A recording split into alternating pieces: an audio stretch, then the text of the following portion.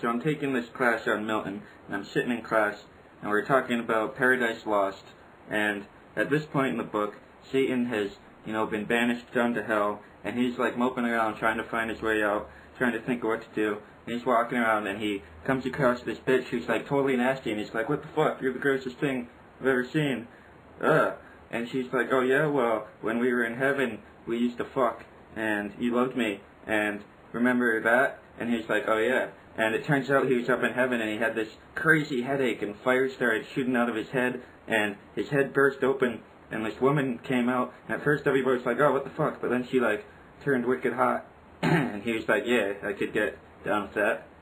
And her name was Sin. She was Sin and she was Satan's daughter, but he also impregnated her. And then she gave birth down in hell and her son like ripped out of her stomach, like tore her entrails apart, and her son was Death. Death immediately rapes the shit out of Sin, his mom, and then he's about to eat his mom and Satan, but Satan's like, no bro, you can like go to Earth and we can fuck shit up at Earth, and they're like, yeah, they're a happy family. That's fucked up, man.